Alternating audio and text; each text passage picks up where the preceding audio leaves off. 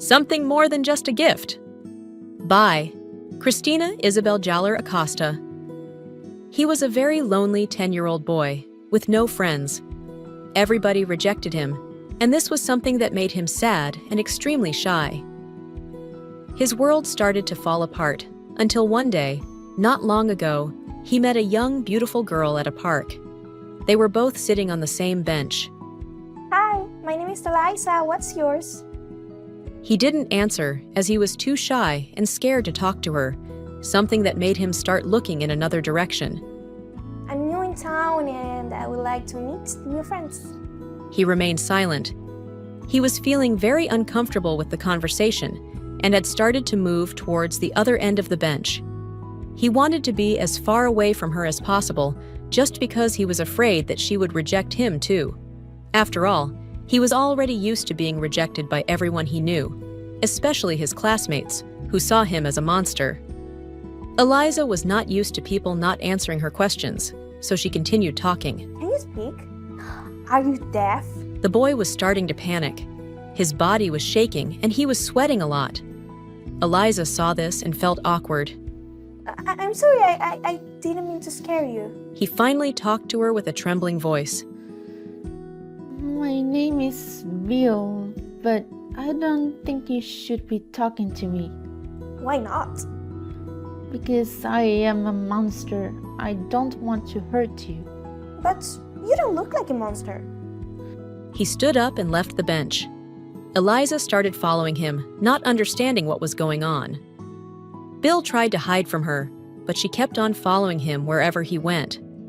You should leave me alone. But I want to be friends with you. Well, I don't want to become your friend because if I do, I might end up killing you. Killing me?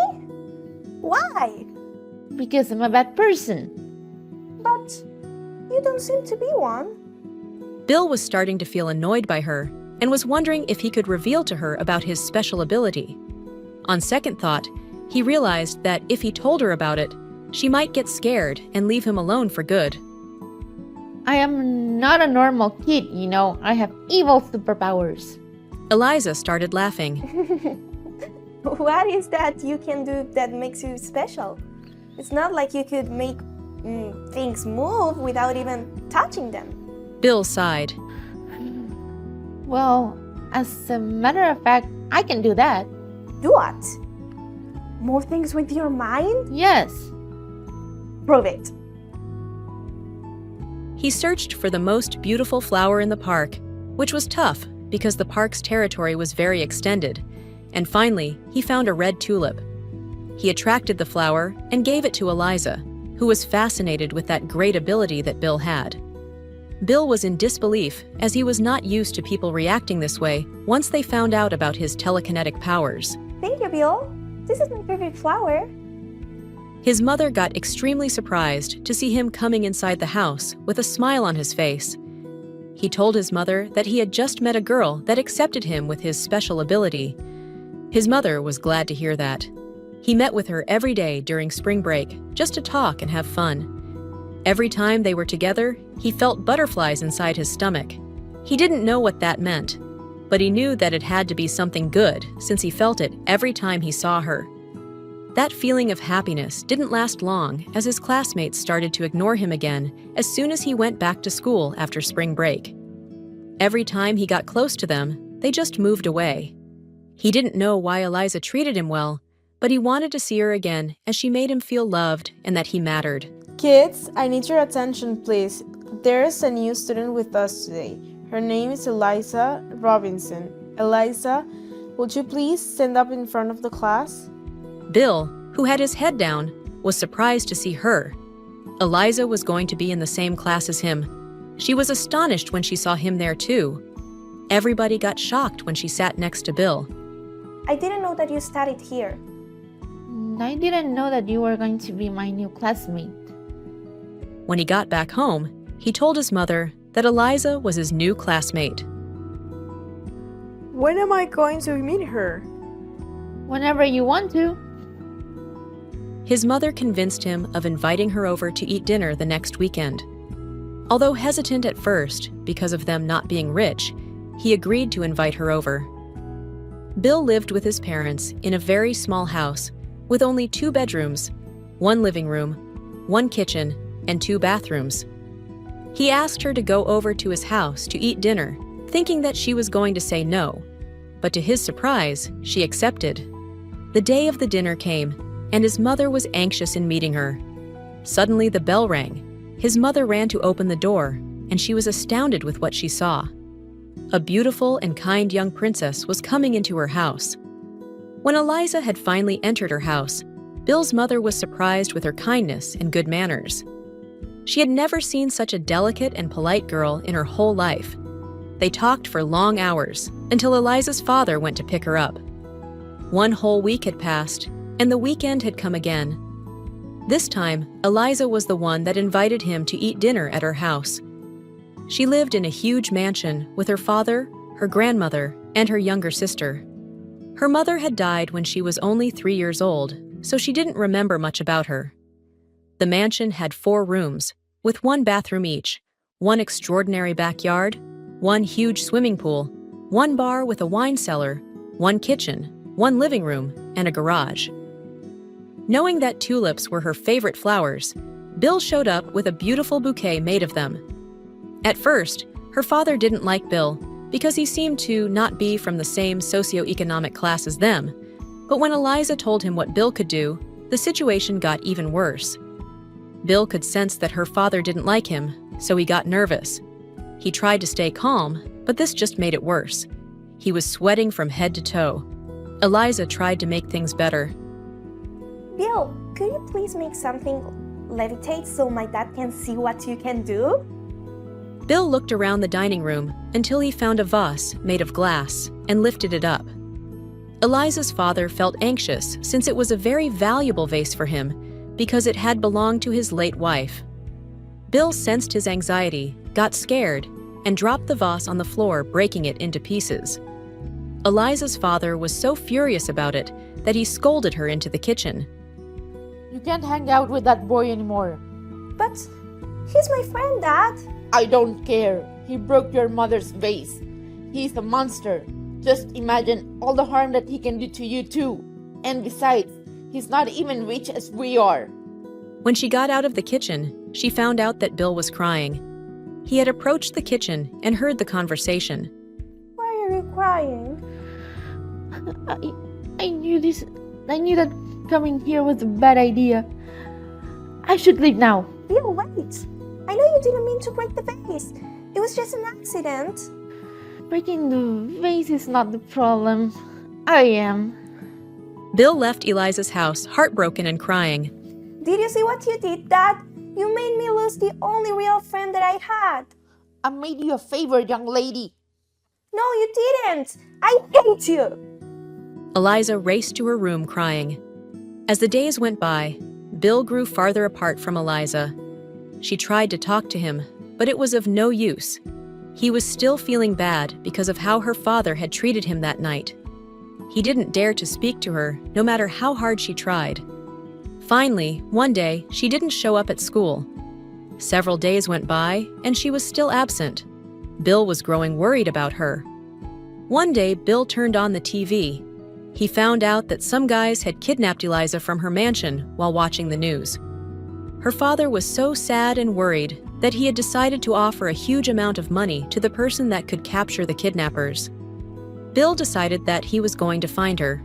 Since she lived in a huge mansion, he figured out that she might still be somewhere in there. So he went there several times and started to look for clues to find her and her abductors.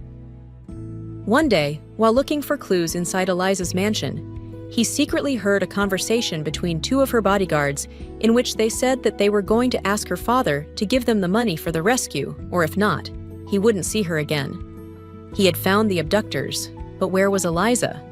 He walked around the mansion until he spotted a red tulip laying on the floor near the bar's wine cellar. It was one of the flowers from the bouquet that he had given her when he went to her house to eat dinner. That was an awkward place for it to be.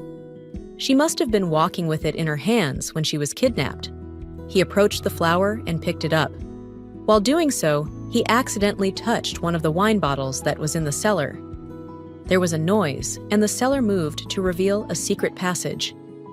He entered the passage and started looking for Eliza with the flower still in his hand.